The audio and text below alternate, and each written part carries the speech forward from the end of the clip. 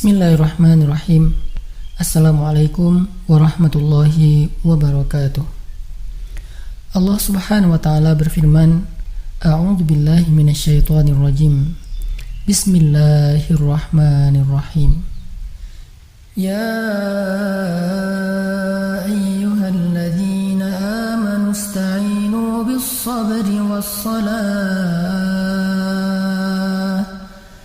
Innallaha ma'as-sabirin.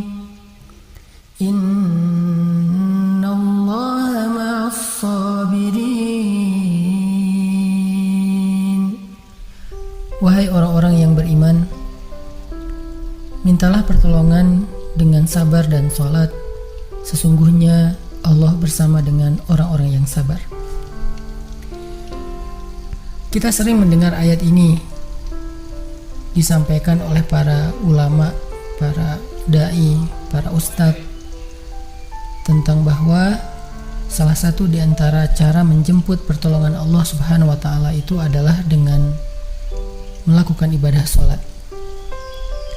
Pertanyaannya adalah, sholat yang seperti apakah yang bisa menjemput pertolongan Allah dalam kehidupan kita pada saat kita sedang mengalami ujian yang berat?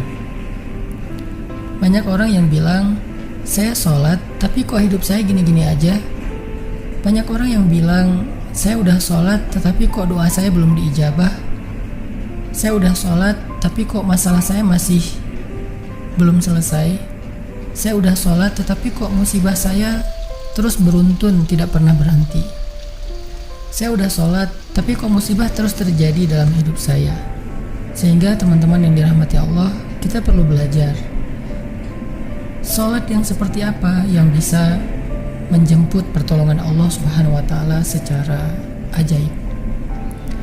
Mari kita renungkan sebuah kisah yang pernah disampaikan oleh sahabat Anas bin Malik radhiyallahu anhu, bahwa dahulu di masa Nabi ada seorang laki-laki di kota Madinah yang melakukan perjalanan antara Syam ke Madinah untuk berdagang.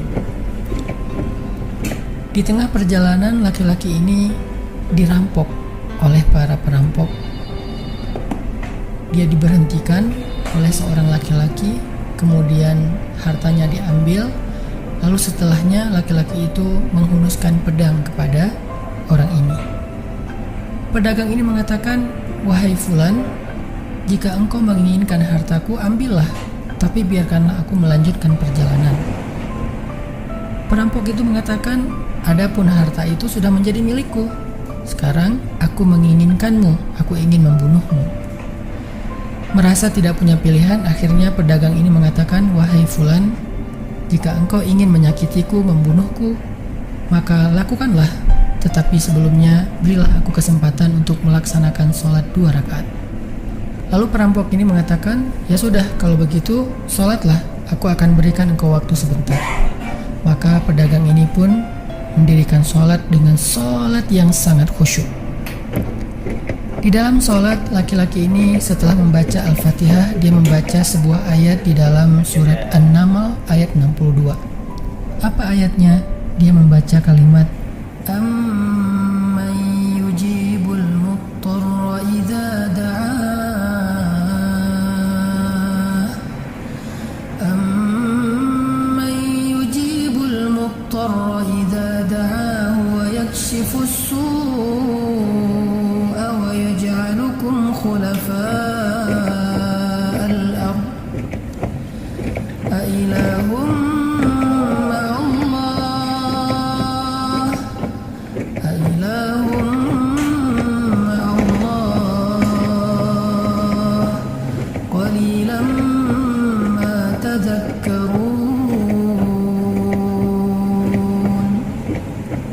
Bukankah dialah Allah yang memperkenankan doa orang yang dalam kesulitan apabila dia berdoa kepadanya, dan menghilangkan kesusahan dan menjadikan kalian sebagai khalifah di muka bumi? Apakah di samping Allah ada Tuhan lain yang patut disembah atau dimintai pertolongan? Sedikit sekali dari nikmat Allah yang kalian ingat. Sadaqallahul azim. Teman-teman yang dirahmati Allah SWT, inilah ayat yang dibaca oleh pedagang tadi ketika dia sholat 2 rakaat. Dia membaca kalimat ini dengan penuh penghayatan dan perenungan. Dia mentadabburi ayat ini. Amma yujibul muttarra idza da'ah wa yakshifus su'. Bukankah dialah Allah yang memperkenankan doa orang-orang yang dalam kesulitan dan menghilangkan kesusahan? Dia menghayati ayat ini. Dia mentadabburi ayat ini. Sehingga muncullah rasa yakin di hatinya bahwa harapannya saat ini satu-satunya adalah Allah yang yujibul muttar. Dia dalam kondisi muttar, dalam kondisi kesulitan, dalam kondisi terancam. Muttar itu bisa bermakna terancam, kesulitan, kesusahan, dan berbagai macam makna dari ketidakberdayaan. Siapa yang yujibul muttar? Siapa yang akan memperkenankan doa orang yang tidak berdaya selain Allah? Wa yakshifus su', dan menghilangkan kesusahannya selain Allah. Maka mulai muncullah rasa yakin di dalam hati laki-laki ini setelah membaca ayat tersebut. Setelah selesai dia lakukan sholat, kemudian dia mengangkat kedua tangannya. Dia berdoa kepada Allah dengan menyebut nama-nama Allah yang mulia. Ya Rabbi, wahai Tuhan yang maha pengasih, wahai Tuhan yang maha penyayang, wahai Tuhan yang memiliki arasy yang mulia, wahai Tuhan yang menampakkan makhluk, wahai Tuhan yang maha mengembalikan, wahai Tuhan yang maha melaksanakan apa yang Dia kehendaki. Aku mohon dengan cahayamu yang memenuhi sudut-sudut arasy-Mu. Hamba mohon kepadamu dengan kekuasaanmu yang menguasai makhluk-Mu, dan dengan rahmat-Mu yang meliputi segala sesuatu. Tidak ada Tuhan yang berhak disembah selain Engkau, ya Allah. Wahai Tuhan yang maha penolong, tolonglah aku. Laki-laki ini berdoa meminta kepada Allah dengan menyebut kebesaran Allah di arasy, menyebut cahaya-cahaya yang dimiliki oleh Allah yang meliputi arasy-Nya yang mulia. Tiba-tiba setelah selesai berdoa, muncullah seorang laki-laki dengan pakaian hijau bercahaya.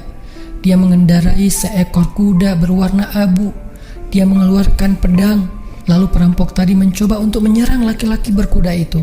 Tetapi laki-laki berkuda itu menendang dengan kudanya sehingga perampok ini terhempas, terjatuh. Kemudian laki-laki tersebut membunuh perampok itu seketika. Kemudian pedagang itu bertanya, "Siapakah Tuan?" Lalu penunggang kuda itu menjawab, "Ketahuilah, saya adalah malaikat yang turun dari langit ketiga. Ketika kamu berdoa kepada Allah kali yang pertama, kami para malaikat mendengar suara gemerincing dari pintu-pintu langit. Sehingga para malaikat bertanya-tanya, apa yang sedang terjadi? Tiba-tiba muncullah doamu yang kedua, hingga pintu-pintu langit terbuka dan nampaklah cahaya yang sangat benderang. Dan di doamu yang ketiga, datanglah malaikat Jibril kepada kami seraya berseru, siapakah di antara kalian wahai para malaikat yang mau menolong hamba Allah itu? Lalu aku memohon kepada Allah agar Ia mengizinkanku melaksanakan tugas ini. Wahai hamba Allah, ketahuilah, barang siapa yang berdoa dengan doa yang engkau baca tadi ketika dalam kesedihan, penderitaan, dan dalam keadaan sedang susah, maka Allah akan melepaskannya dari kesedihan dan akan menolongnya. Teman-teman yang dirahmati Allah Subhanahu wa Ta'ala, itulah salah satu kisah tentang keajaiban sholat seorang pedagang yang dengan sholat itu Allah Subhanahu wa Ta'ala mendatangkan pertolongan yang luar biasa dalam masalahnya. Pertanyaannya adalah, apa rahasia sholat pedagang itu sehingga Allah mendatangkan malaikat khusus yang menunggang kuda berwarna abu, lalu malaikat ini membunuh perampok yang ingin mencelakai pedagang itu? Salah satu rahasia dari sholat pedagang itu, kata para ulama, adalah dia melakukan ibadah sholat dengan ihsan, seperti yang dikatakan Nabi tentang bab ihsan, an ta'budallah ka'annaka tarah fa illam takun tarah fa innahu yarak. Ketika engkau beribadah kepada Allah, seolah-olah engkau melihat Allah. Jika engkau tidak bisa melihat Allah, maka yakinlah Allah melihatmu. Di sini Nabi mengajarkan kepada kita tentang sholat yang terkoneksi langsung dengan Allah Subhanahu wa Ta'ala. terkoneksi dalam yakin dan iman sampai seolah-olah kita melihat Allah. Artinya ketika kita bisa sholat seolah-olah kita melihat Allah, lalu dengan kondisi seperti itu kita meminta pertolongan Allah dengan penuh keyakinan, itulah sholat yang mendatangkan pertolongan Allah. Atau kalau kita nggak bisa membayangkan bahwa kita melihat Allah karena itu memang sulit, maka yakinlah Allah melihat kita dan itu pasti. Artinya bahwa Allah itu pasti mendengar kita, melihat kita, dan sedang menunggu apa yang kita butuhkan. Maka orang yang bisa melakukan sholat dalam keadaan benar-benar seperti sedang bertemu dengan Allah, lalu dia meminta pertolongan Allah Subhanahu wa Ta'ala seperti pedagang tadi, maka sholatnya itulah yang disebut di dalam Al-Quran wasta'inu bis sabri was sholah, sholat yang bisa mendatangkan pertolongan Allah Subhanahu wa Ta'ala. Semakin sering kita melakukan sholat dengan ihsan, benar-benar seperti bertemu dengan Allah Subhanahu wa Ta'ala. Kalau kita nggak bisa ngerasain bagaimana cara menghayati kita melihat Allah, yakinlah Allah melihat kita. Dan kalau kita bisa mendawamkan ini dalam sholat 5 waktu dan dalam sholat-sholat sunnah kita yang lain, terutama sholat tahajud, maka insya Allah sholat kita sudah menjadi jalan keajaiban dalam kehidupan kita.